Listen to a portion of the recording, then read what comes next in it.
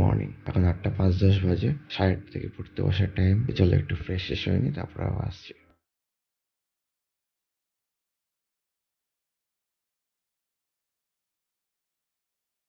Actually ব্যাপারটা হচ্ছে যে আমি বাড়িতে আজকে একা আছি, কারণ বাবা মা একটু বেরিয়েছে, মানে ঘুরতে গেছে আর কি। তো সেই কারণে ধরুন মানে বাড়ির সমস্ত কাজ আমাকে করতে হচ্ছে। এখন একটু যাবো, চাটা করবো, চা খাবো, তারপরে পড়তে বসে কি কি সাবজেক্ট দিয়ে শুরু করবো সেগুলো সব দেখাচ্ছি। তো চাটা করে খেয়ে নি একটু। নিচ থেকে পেপার নিয়ে এলাম, পেপারগুলো মানে কি হয়েছে, পাশের বাড়ির উনি যে ছিলেন, তো উনি এখন 2-3 দিন বাড়িতে থাকবেন না। বর্তমান পেপারটা নেন, উনি বলছেন যে এক কাজ করো, তুমি নিয়ে পড়ো, কারণ আমি 2-3 দিন থাকবো না। তো এটা আমার সৌভাগ্য, তো তাই জন্য আমি দুটো পেপার কালেক্ট করে এনেছি। ইন্ডিয়ান এক্সপ্রেস আর বর্তমান, দুটোই পেয়েছি। চলো এবার একটু চাটা খাওয়া যাক। ব্যাপারটা হচ্ছে একা থাকলে বাড়িতে প্রচুর কাজ, এবার বাড়িতে মা থাকলে ঠিক আছে সব করে দেয়, কিন্তু একা থাকলে প্রচুর কাজ ওই আর করে করে নিজেকে করতে হয়। এতে একটু সময়ও যায়, কিন্তু কিছু করার নেই, খাওয়া দাওয়া তো করতে হবে। তবে আজকে ওয়েদারটা একটু বেশ ঠান্ডা ঠান্ডা আছে, অতটা গরম ভ্যাবসা গরম ব্যাপারটা নেই। তাই একটা ওয়েদার ভালো থাকলে কিন্তু পড়ার আমেজটা একটা আলাদাই থাকে। গরমা গরম চায় রেডি, গরমা গরম চা, তার সাথে বিস্কুট।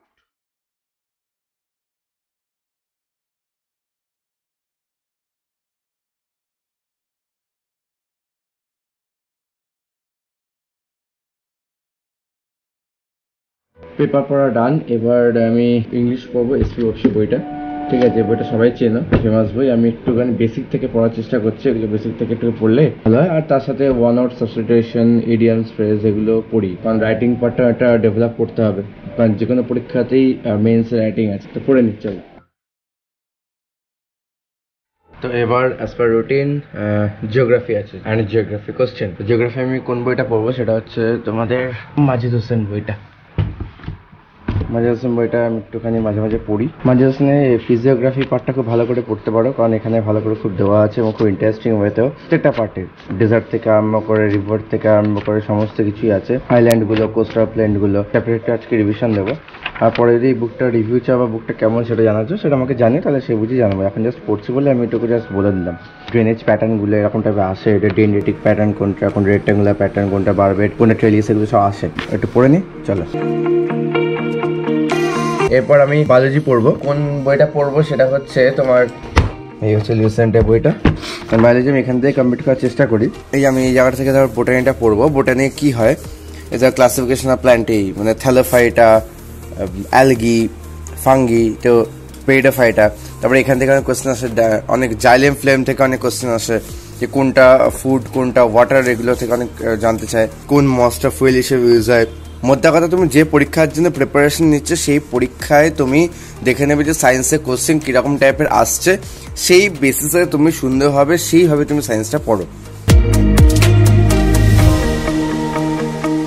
তো আমি মোটামুটি প্ল্যান্ট মরফোলজিটা কমপ্লিট করে ফেলেছি। এই যে এই জায়গাগুলো প্ল্যান্ট মরফোলজিতে, যেমন root, stem, underground stem, leaf, এগুলো থেকে অনেক কোশ্চেন আসে। ঠিক আছে, তারপরে ফ্লাওয়ারের দিক থেকে অনেক টাইপের কোশ্চেনগুলো আসে। ঠিক আছে, এগুলোকে একটু ফলো রাখতে হবে। যে ফর্মেশন অফ ফ্রুট, কীভাবে ফ্রুট ফর্মেশন হয়, কীভাবে হয়, কোনগুলো ফ্রুট, তারপরে ট্রু ফ্রুট নিয়ে কোশ্চেন আসে। চলো এখান থেকে এবার কিছু কোশ্চেন আনসার আমি সলভ করবো। আমার কাছে একটা বই আছে, সেটা হচ্ছে তোমার ক্র্যাক ডাব্লিউবিসিএস বইটাও আছে আমার কাছে। লুসেন্টে কখনো কখনো এই ডাব্লিউবিসিএস বইটা থেকে করি বা লুসেন্টের বইটা থেকে করি, কারণ এই বইটা যাতে পড়লাম, তো এই রেসপেক্টিভে আমি লুসেন্টের এই অবজেক্টিভের বইটাই পড়াটা উচিত। ওকে, মানে কোশ্চেনগুলো সলভ করলে কি ব্যাপারটা ক্লিয়ার হয়ে যায়। যেহেতু আমি ওই জায়গাটা পড়লাম, তো সেক্ষেত্রে আমি মরফোলজি অফ প্ল্যান্ট মরফোলজি এই জায়গা থেকে একটুখানি কোশ্চেন আনসারগুলো করে নিই।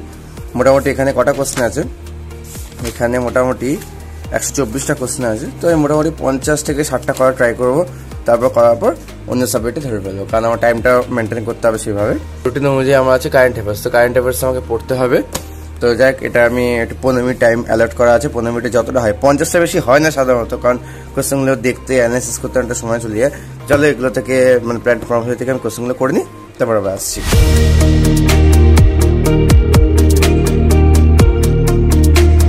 এরপর আমার রুটিন অনুযায়ী হচ্ছে কারেন্ট অ্যাফেয়ার্স আমার 30 মিনিট টাইম অ্যালট করা আছে, তো কারেন্ট অ্যাফেয়ার্স আমি ভিডিও থেকে পড়বো। তবে আরেকটা কথা আমি এখানে বলে রাখি, এই যে সায়েন্স আমি যেখান থেকে পড়লাম এগুলো কিন্তু এটা শুধু WBCS এর জন্য না, এটা SSC CGL, SSC CHSL মানে SSC অথবা PSC বা যে কোনো পরীক্ষার ক্ষেত্রে এরকম টাইপের কোশ্চেন গুলো তুমি পাবে। রেলের ক্ষেত্রে বলো, IBPS এ বলো, প্রত্যেকটা জায়গাতেই কিন্তু এরকম টাইপের কোশ্চেন গুলো পাবে। এই লুসেন্ট বইটা তুমি ফলো করো, লুসেন্ট বইটা এমনই প্রত্যেকটা পরীক্ষার কভার করে বানানো, ঠিক আছে? সেই অনুযায়ী এই বইটার পুরোটা যদি কভার করতে পারো তো মোটামুটি একটা সায়েন্স বা যে কোনো সাবজেক্ট সম্বন্ধে তুমি একটা বেসিক ধারণাটা তোমার হয়ে যায়। প্রায় 12টা বেজে গেছে, 12টা থেকে আধ ঘন্টা এরকম আমি কারেন্ট অ্যাফেয়ার্স পড়বো। আচ্ছা 15 মিনিট আগে আমার কমপ্লিট করার কথা ছিল, কিন্তু টাইম কিভাবে চলে যায় বোঝা মুশকিল, কারণ আমি এই বায়োলজি পড়তে পড়তে একটু টাইম চলে গেছে। কারেন্ট অ্যাফেয়ার্স একটু পড়িনি, আমি ভিডিও দেখে পড়ি, ইউটিউবে যখন যেরকম ভাবে ভিডিও পাই আমি ডেইলি বেসিসে ফলো করি, তো আমি সেটা পুরো নোট ডাউন করে 1 মাসের হিসেবে তার বেসিসে রেডি করি, কারণ আমি ডে বাই ডে করার চেষ্টা করি। 1 মাস বাদে 30 দিন বাদে এক গাদা কারেন্ট অ্যাফেয়ার্স তৈরি হয়ে যাবে, ওটা পড়তে তখন একটা অ্যালার্জেটিক ব্যাপার লাগে। তার জন্য আগে থেকে প্রিপেয়ার থাকি, ডে বাই ডে করলে কি সে দিনেরটা রেডি হয়ে গেল আমার। তো চলো আমি কারেন্ট অ্যাফেয়ার্স পড়তে থাকি, তারপরে অনেক কাজ রয়েছে, সব আসছি।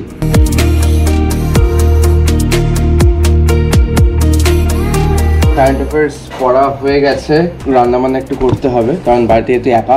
কি রান্না করবো তোমাদের দেখাবো আজকে, অল্প কিছু আইটেম, যেটুকু না হলেই নয়, কারণ বাড়িতে এমনি মা রান্না বান্না প্রচুরই করেই, একা এত কিছু করতে ইচ্ছে করে না। আমি সারাক্ষণ রান্নাই করে এই রান্নার দিকে বেশি টাইম দিলে পড়ার টাইমটা কমে যাবে না, তো এই জিনিসগুলো আমার ম্যাটার করে। কি রান্না করছি তোমাদের দেখাচ্ছি, চলো। তো আজকে একটু ডাল রান্না করব, ডাল মাছ ভাজবো, ভাত, ডাল মাছ ভাজা আর ভাত, আর তার সাথে একটু আলু ভাতে, এই হচ্ছে আমার আজকে রান্না। আর হ্যাঁ, চাটনি আছে, মা চাটনি করে রেখে দিয়েছিল। তো চলো এক একটা করে করছি, আর ছটপট করে স্পিড মোশনের মাধ্যমে আমি দেখি চলে যাচ্ছি, কারণ বেশি টাইম নষ্ট করে লাভ নেই, তাহলে ভিডিওটা অনেক বড় হয়ে যাবে। চলো শুরু করে। 2 পিস মাছ রয়েছে, আমি 1 পিস এখন খাবো, 1 পিস রাত্রে খাবো। যখন রাত্রে খাবো তখনই ভাজবো, কিন্তু এখন আপাতত একটা যেটা খাবো সেটাকেই ভেজে খাবো, কারণ আমার বেশ গরম গরম ভাজাটা বেশি ভালো লাগে।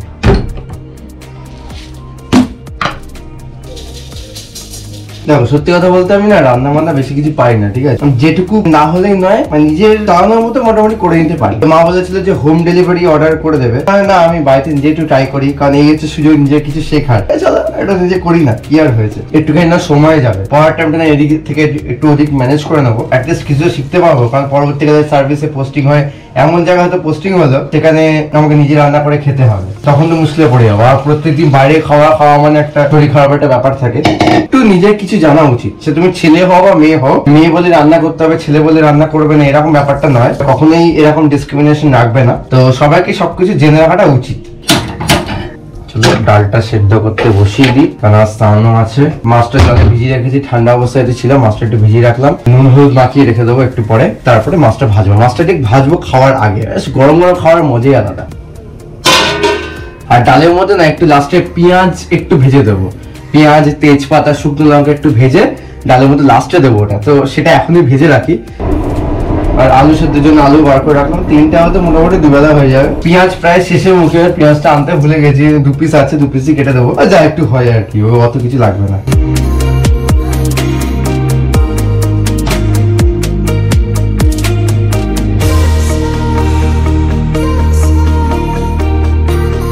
মাছটা নুন হলুদ দিয়ে মাখানোটা প্রায় কমপ্লিট, এবার এভাবে রেখে দেবো, স্নান টান করে এসে ভেজে খাবো। ডালটা প্রায় হচ্ছে, অনেকটা হয়ে গেছে, আমি দেখাচ্ছি, ডালটা প্রায় হয়ে গেছে, এটা ঘনই হয়েছে বেশি। তেল,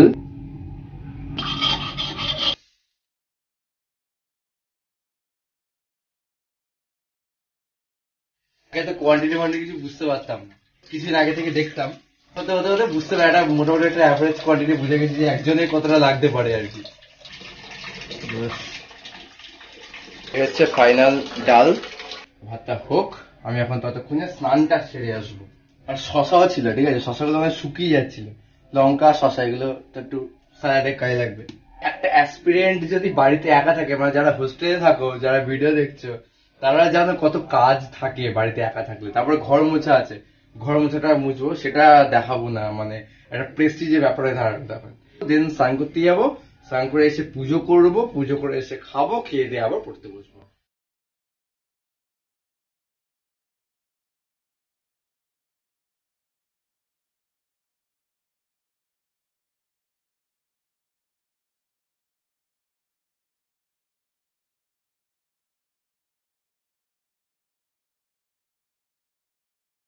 ছাদে অনেক ফুল ছিল, ছাদে জবা গাছ মা অনেক লাগিয়েছিল, তো সেই জবা ফুল তুলে আনলাম। কিছু বেলপাতা আছে, সেগুলো দিয়ে ঠাকুরকে পুজো দেবো। এই ঠাকুর ঘরটা আমি তোমাদের একটু দেখিয়ে দিই, মায়ের তৈরি করা সাজানো ঠাকুর ঘর।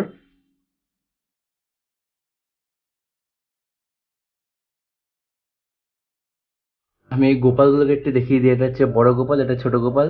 মায়ের সাজানো সব মায়েরই কিনে আনা। জন্মাষ্টমী তো গতকাল চলে গেছে, তো সেই উপলক্ষে গোপালকে একটু নতুন জামা কাপড় পরিয়েছিলাম, মা রেখে দিয়ে গেছিল। স্নান টান তো সব হয়ে গেছে, এবার দেখি ভাতটা কতদূর কি হলো। ভাতটা প্রায় হয়ে এসছে, আমি যা দেখতে পাচ্ছি। গরমা গরম ভাত, আলু ভাতে গুলো মাখবো ভালো করে, তেল, একটু লঙ্কা, একটু পেঁয়াজ, জমে ক্ষীর, গরমা গরম মাছ ভাজা, আর লেবু একটা টুকরো। সবাই বলবো যে এত ডাল কেন করেছে, এত ডাল না, রাতের জন্য রেখেছি, আর যদি আরো থেকে যায় কালকে খেয়ে নেবো আর কি। তো চলো, খাবার তো রেডি, এবার একটু খেয়ে নিই আবার পড়তে বসতে হবে, কারণ 3টে বাজতে গেল, কারণ 3টে থেকে আমার পড়ার টাইম। তো চলো খাওয়াটা একটু দেখিয়ে দিই। একটা এক্সপেরিমেন্টে নিজের রান্না করা খাবার। ও তার সাথে আরেকটা জিনিস আছে, দেখাতে ভুলে গেছিলাম, একটা ফ্রিজে ছিল হালকা করে চাটনি, মা করে রেখে দিয়ে গেছিল, তো এটা একটুখানি খাবো, খাওয়ার পর একটু মিষ্টি মুখ আর কি। খাওয়া দাওয়া সমস্ত কিছু কমপ্লিট হলো, 3টে বাজে, তোমরা দেখতে পাচ্ছ 3টে বাজে। তো এরপর আমার পড়া শুরু হবে। তো আমার রুটিন ওয়াইজ এখন আছে স্যাটারডে যেহেতু, তো রুটিন ওয়াইজ আজকে আছে হচ্ছে static GK plus math. Static GK আর ম্যাথ গুলো করবো, আর বাকিগুলো সকালে যেগুলো পড়েছি একটু দাগিয়ে দিই। পেপার রাইটিং হয়ে গেছে, ইংলিশ হয়ে গেছে, জিওগ্রাফি হয়ে গেছে, জিওগ্রাফি কোশ্চেন হয়ে গেছে, সায়েন্স বায়োলজি হয়ে গেছে, সায়েন্স কোশ্চেন হয়ে গেছে, সিএ ফ্রম ভিডিও হয়ে গেছে। স্ট্র্যাটেজিকে আমার কাছে কিছু নোট আছে, অ্যাকচুয়ালি আমি সব কালেক্ট করে রাখি। এক তো তোমাদের বলেছিলাম আগে ভিডিওতে তরুণ গোল আছে, তাছাড়াও আমি কিছু জিনিস কালেক্ট করে রেখেছি, আমি দেখাচ্ছি। আমাদের স্ট্র্যাটেজিকের ফাইল, যেমন এখানে কারেন্ট অ্যাফেয়ার্স কিছু কিছু কালেক্ট করা আছে, তারপরে মানে মেজারিং ইনস্ট্রুমেন্ট গুলো, তারপরে তোমার ম্যাথের বিভিন্ন রুলস, যোজনাগুলো, সেন্ট্রালের, স্টেটের, তারপরে রেভলিউশন, ইম্পর্টেন্ট ডেটস, এরকম সমস্ত যা যা স্ট্র্যাটেজিকে যেগুলো হয়, ঠিক আছে, সেগুলো সব আমার কাছে করা আছে। খেলা সম্বন্ধে সমস্ত কিছু, কে ফার্স্ট, কে কি করেছে, সমস্ত কিছু এগুলো আমি একসাথে করে রেখেছি। এগুলো বহু বছরের কালেকশন, আজকের একদিনের নয়, এগুলো বহু দিন ধরে কালেকশন করা হচ্ছে। দেন আবার ম্যাথ করতে হবে, ম্যাথ করে তারপর একটু 1 ঘন্টা রেস্ট, তারপর সন্ধ্যা থেকে আবার শুরু হবে। তো চলো, আর তোমাদের কেমন লাগছে স্টাডি ব্লগটা একটু কমেন্ট করে জানিও। আর সত্যি কথা বলতে এত কাজকর্ম থাকে না যদি মা বাবা বাড়িতে থাকে, এবার এই যে 12টা 15-20 বা 12:30টার মধ্যে আমি উঠে যাই, তো আমি 3টের সময় যে আবার বসি, তো এই মাঝখানে টাইমটা আমি অনেকগুলো অন্যরকম কাজকর্ম, অন্য কিছু কাজকর্ম থাকলে করি আর কি। এক তো তোমাদের জন্য এডিটিং যদি কিছু থাকে, ভিডিও এডিটিং, সেগুলো করতে লাগে, বা অন্যান্য অ্যাক্টিভিটিস আমি এগুলো করি। আজকে সেই টাইমটা পাইনি, আজকে রান্নাবান্না করতে সময় কেটে গেছে। তো যাক, চলো শুরু করা যাক, আমি স্টার্ট করি। একটা জিনিস একটু দেখিয়ে রাখি, এই ইম্পর্টেন্ট ডেটস গুলো। ইম্পর্টেন্ট ডেটস আমি এসএসসি গ্রেড আপ থেকে, যখন আমি গ্রেড আপ ছিল, এখন তো বাইরে হয়ে গেছে, অনেক বছর আগে, 1-2 বছর আগেকার কথা এটা। সেখান থেকে আমি ইম্পর্টেন্ট বেছে বেছে পড়ি, সব পড়ে মনে রাখতে পারবো না, ওই কিছু কিছু জিনিস ইম্পর্টেন্ট বেছে বেছে পড়ি। ওই যে কোন কি revolution, yellow revolution, golden fibre revolution, red revolution, এগুলো সব লাগে পড়তে। মানে তোমরা এগুলো কালেক্ট করে রাখবে আর কি, মানে এগুলো পড়বে, কারণ এগুলো প্রত্যেকটা পরীক্ষাতেই আসে। 1 ওয়ার্ড সাবস্টিটিউশন যেগুলো আর কি, সেগুলো কিছু কিছু আমি কালেক্ট করে রেখেছি। স্ট্র্যাটেজিকের মধ্যে এগুলোকে আমি ধরি, কোন খেলার কাপ কিসের সাথে যুক্ত, সমস্ত কিছু এগুলো আমি একটু পড়ে নিই। হ্যাঁ, তারপরে আবার ম্যাথটা করার সময় আসছি। তো এবার একটু ম্যাথ করবো। এখন বাজে তোমার দেখে নাও 4:15-20 বাজে, কারণ বাইরে প্রচন্ড মেঘটেক করেছে, মনে হয় বৃষ্টি বৃষ্টি নামবে মনে হয়। তো ম্যাথ আমি করবো হচ্ছে তোমার এই ক্র্যাক WBCS বইটা আছে আমার কাছে, তো এই বইটা থেকে আমি ম্যাথটা প্র্যাকটিস করি আর কি, মাঝে সাঝে করি। কখনো কখনো আমি রাকেশ যাদব থেকে করি, কখনো কখনো আমি স্ক্যানার থেকে করি, যখন যেটা বই ইচ্ছে করে, বা কখনো কখনো আবার RS আগল থেকে আমি করি। আর সামনে আমার রেলের গ্রুপ ডি পরীক্ষাটাও আছে, সেখানে আবার সায়েন্সটা বা ম্যাথটা বেশি ভালো করে গুরুত্ব দিতে হবে। রুটিনের মধ্যে সায়েন্সটাকে ডেলি রেখেছি।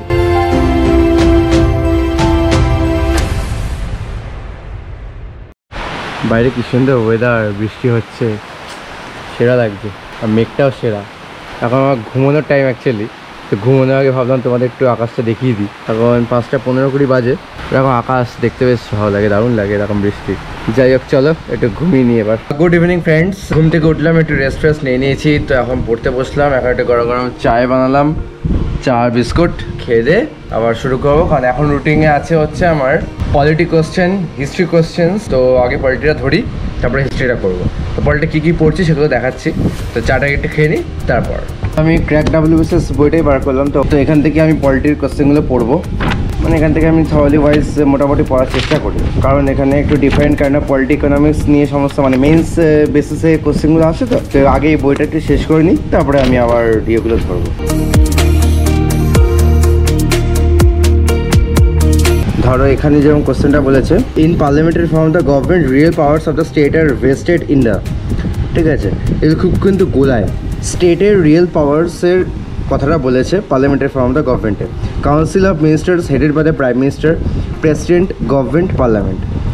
এটার অ্যান্সারটা কিন্তু হবে council of ministers headed by the prime minister. Okay, কারণ এই যে real powers of the state, এই লাইনটাই হচ্ছে সব থেকে বড় জিনিস। এই কোশ্চেনটা কিওয়ার্ডস হচ্ছে এটাই, real powers of the state. এই জিনিসগুলো কিন্তু মাথা ঠান্ডা করে করতে, আমরা দুম করে একটা অ্যান্সার দিয়ে চলে আসি, ও একটা গভর্নমেন্ট দিয়ে দেবো বা প্রেসিডেন্ট দিয়ে অ্যান্সার চলে আসবো, সিলি মিস্টেক কিন্তু এগুলো হয়। তারপরে দেখো অ্যাক্টগুলো, ঠিক আছে, এই যে অ্যাক্টগুলোর কথা বলছে, government of India 1919, government of India 1935, parliamentary reforms, cabinet mission plan, প্রত্যেকটা অ্যাক্ট কিন্তু ইম্পর্টেন্ট। এগুলো কিন্তু ওই পলিটির বইতে, লক্ষ্মীকান্তের বইতে প্রথমে দিয়ে খুব সুন্দর করে দেওয়া আছে, পারলে তোমরা পড়ে নিও। কারণ এই অ্যাক্টগুলোতে প্রত্যেকটা, যেমন গভর্নমেন্ট অফ ইন্ডিয়া 1990, যেটা হচ্ছে ডায়ারকি কথা বলা হয়েছে। গভর্নমেন্ট অফ ইন্ডিয়া 1935, সেটা হচ্ছে প্রভিন্সিয়াল অটোনমি। আচ্ছা, মডেল ইউনিটটাতে কী হয়েছে, সেপারেট ইলেক্টোরেট। ওকে, C2। ওকে, তারপর হচ্ছে cabinet mission plan, constituent assembly. Answer একটা মিলিয়ে নিই আমি, 5-এর D। ওকে, ব্যাপারটা হচ্ছে কী বলতো, যখন এইসব টাইপের কোশ্চেন পারবে না, তখন কিছু কিছু ট্রিক্স ফলো করবে। ধরো দুটো জানো, ধরো তো গভর্নমেন্ট অফ ইন্ডিয়া 1935 জানো আর মডেল ইউনিট রিফর্মসটা জানো। তো গভর্নমেন্ট অফ ইন্ডিয়া 1935 কী দেবে, প্রভিন্সিয়াল অটোনমি, ওটা দিলে, ঠিক আছে। এটা তুমি জানলে না, B1 কী আছে, দুটো অপশন আছে, B1 C আর D। আচ্ছা, মডেল ইউনিট রিফর্মস, তুমি জানো যে সেপারেট ইলেক্টোরেট হয়েছিল, তাহলে C2। তাহলে C2 কোনটা আছে, এটাই, তাহলে B1 আর C2 মানে লাস্ট অপশনটা হয়ে যাচ্ছে। তাহলে আলটিমেটলি তুমি অ্যান্সার দিয়ে দিতে পারছো লাস্ট এটাই। তো এইভাবে পরে কিছু কিছু ট্রিক্স ফলো করতে হয়।